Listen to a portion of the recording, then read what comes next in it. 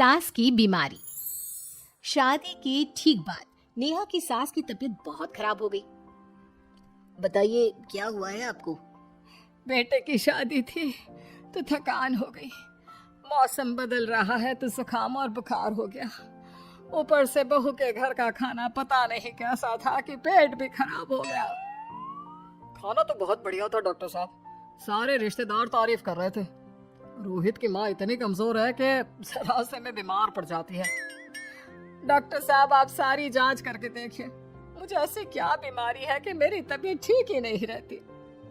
फिलहाल तो ज्यादा कुछ नहीं है, पहले आपके जुकाम बुखार और पेट का इलाज कर लेते हैं, फिर बाकी के टेस्ट करवा लेंगे।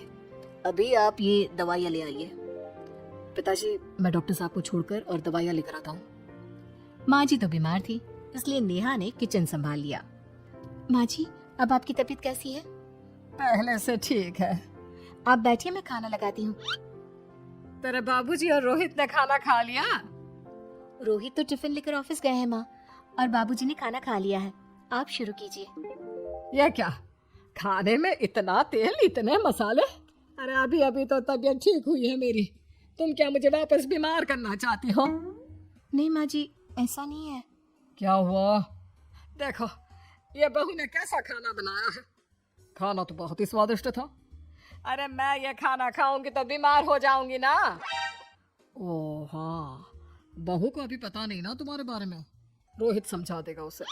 देख बहू, अच्छे से समझ लेना कि इस घर में कैसा खाना बनता है। हाँ माँ जी, मैं समझ लूंगी, लेकिन अभी आप कुछ तो खा लो।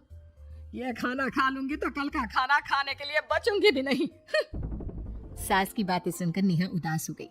उसने रोहित के घर आते ही उससे माँ जी के खाने के बारे में पूछा। आज माँ जी ने मुझे खाने के लिए बहुत बुरा भला कहा। माँ को मसालेदार और तेल घी वाला खाना सूट नहीं करता, वो बीमार पड़ जाती हैं। ऐसी क्या बीमारी है माँ जी को? पता नहीं, आज तक कई डॉक्टरों को दिखाया, कितने टेस्ट करवाए, लेकिन कोई बीमारी पकड़ में ही नहीं आई। नेहा को कुछ समझ में तो नहीं आया, लेकिन उसने अपनी सास के हिसाब का खाना बनाना सीख लिया। माँ जी, आज तो खाना ठीक है ना? खाना तो ठीक है, लेकिन ये मुआ रेडियो क्यों चल रहा है इतनी तेज आवाज में? वो माँ जी, मैं अकेले काम करते करते बोर हो रही थी ना, तो टाइम पास करने के लिए चला दिया। तेरे इस टाइम पास के चक्कर में मेरा सर दर्द से फटने लगा है। तेज आवाज से मुझे माइग्रेन हो जाता है। सॉरी माँ जी, मुझे पता नहीं था। तुम्हें जब तक सब पता चलेगा तब तक मैं तो भगवान के पास ही पहुंच जाऊंगी। नहीं नहीं, ऐसा मत कहिए ना माँ जी। अब मैं कहीं भूख से ही ना मर जाऊं। खाना मेरे कमरे में रख दो। बेचारी नेहा, उस दिन उसे बहुत दुख हुआ। नेहा, तुम रो क्यों रही हो? आज माँ जी ने मुझे बहुत बुरा भला कहा। मैं तो सिर्फ रेडियो सुन रही थी। ओहो, तुम माँ की बातों का बुरा मत मानो। उन्हें तेज आवाज से सर दर्द होने लगता है, दर्द की वजह से बोल दिया होगा कुछ। लेकिन मुझे तो ये सब पता ही नहीं था ना। इसीलिए बाबूजी ने मुझे पहले ही फोन करके सब कुछ बता दिया, और मैं तुम्हारे लिए ये हेडफोन लाया हूँ। अब तुम अपने गाने भी सुन सकती हो और माँ को परेशानी भी नहीं होगी। ये सिर्फ एक बात का हाल है, लेकिन माँ को तो हर चीज से परेशानी है। अब क्या कर सकते हैं, माँ बीमार ही इतनी रहती है। लेकिन माँ को ऐसी कौन सी बीमारी है? तुम्हें बताया तो था, किसी भी डॉक्टर को माँ की बीमारी समझ में नहीं आ रही।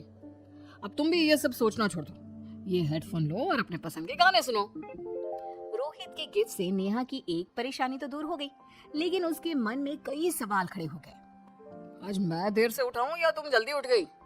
वो माँ जी को कल रात भर सर दर्द हुआ ना, तो जल्दी उठकर उनकी जगह मैंने पूजा कर दी। अरे वाह, अच्छा अच्छा, भगवान ये किसकी करामत है? ये तो माँ जी की आवाज है। चलो चल के देखते हैं। क्या हुआ माँ?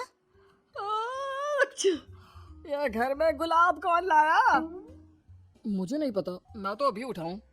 माँ जी, आप कल रात भर सो नहीं पाई, तो मैंने जल्दी उठकर पूजा पाठ किया। घर में फूल नहीं थे ना, तो मैं बाजार से गुलाब के फूल ले आई।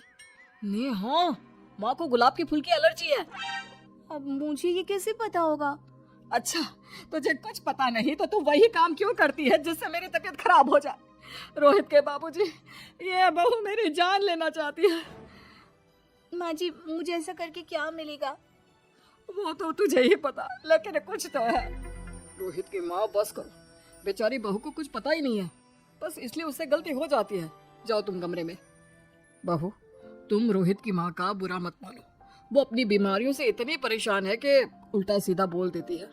नहीं नहीं बाबूजी, मुझे बुरा नहीं लग रहा, मुझे चिंता हो रही है माँ जी की बीमारी की। ये बताइए कि माँ जी को ऐसी प्रॉब्लम्स कब से होने लगी? शादी के 6-7 महीने बाद से। बाबूजी, तब घर का माहौल कैसा था? अरे भरा पूरा परिवार था। मेरे बाबूजी, माँ, काका, काकी, मेरे दोनों बड़े भाई, दोनों भाभियाँ, दोनों के 2 बच्चे हैं, एक छोटा भाई और एक बहन, सब साथ रहते थे। इतना बड़ा परिवार?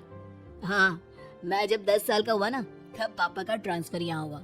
उसके पहले तक तो हमारी जॉइंट फैमिली ही थी। और माँ जी किस चीज से बीमार पड़ जाती है? जब तेज गर्मी हो, ठंड हो या ज्यादा बरसात हो जाए।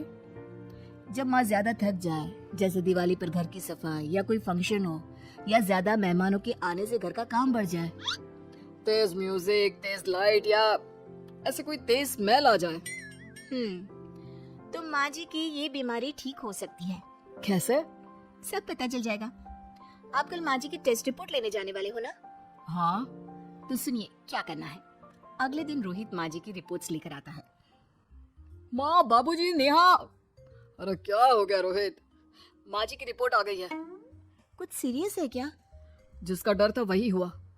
अरे गोल गोल बातें मत कर, सीधी तरह बता बेटा, क्या हुआ है मुझे? माँ, आपकी किडनी, लिवर सब फेल हो गया है। आपका दिल भी कमजोर हो गया है। डॉक्टर ने कहा है कि आपके पास सिर्फ 1 महीना बचा है। ये क्या बक रहा है? ऐसा हो ही नहीं सकता। मुझे लग ही नहीं रहा कि मैं इतनी बीमार हूँ। लेकिन माँ जी, रिपोर्ट झूठी तो नहीं हो सकती ना? हाँ, माँ को 20 साल की उम्र से बीमारी लग गई थी, लेकिन कोई डॉक्टर पकड़ नहीं पाया और अब ये बीमारियां बहुत ज्यादा बढ़ गई हैं। हाँ रोहित की माँ, तुम्हें याद है शादी के 6 महीने बाद से तुम बीमार रहने लगी थी। अरे लेकिन वो अलग था, मुझे ऐसे कोई बीमारी नहीं हो सकती। ये तुम कैसे कह सकती हो माँ? हाँ, तुम उस वक्त बीमार पड़ी थी ना, और अब डॉक्टर भी यही कह रहे हैं, तो सच ही तो होगा। और आप तभी से बीमारी तो रहती आई हैं। अरे लेकिन तब मैं बीमार थी ही नहीं। क्या मतलब? अरे तब मैं बीमारी का नाटक करती थी, मुझे कुछ नहीं हुआ था। ये क्या बोल रही हो? हाँ, घर में इतने सारे लोग थे और सबसे छोटी बहू मैं थी, तो सारा काम मुझे करना पड़ता, इसलिए काम से बचने के लिए मैं नाटक करने लगी। लेकिन आपको अभी भी वही बीमारियां होती है ना माँ? हाँ, अगर नाटक था तो ये प्रॉब्लम तुम्हें अभी क्यों होती है? इसका जवाब मैं देती हूँ। माँ जी कई महीनों तक नाटक करती रही, इसलिए इनके दिमाग ने धीरे धीरे इस झूठ को सच मान लिया और इनका दिमाग उन बीमारियों का एहसास कराने लगा। है? ऐसे भी होता है क्या? हाँ माँ जी, इसे प्लेसिबो इफेक्ट कहते हैं। जब आप बात बात पर बीमार पड़ने लगी तो मैंने अपनी मामा से बात की, जो एक साइकोलॉजिस्ट है। उन्होंने बताया मुझे। तो ये रिपोर्ट्स? मैंने झूठी रिपोर्ट बनवाई थी नेहा के कहने पर, ताकि आप सच बताएं।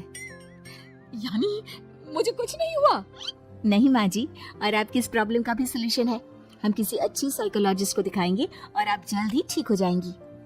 वाह बहू, मैंने तुझे इतना भला बुरा कहा और तूने मेरी जिंदगी भर की तकलीफें दूर कर दी।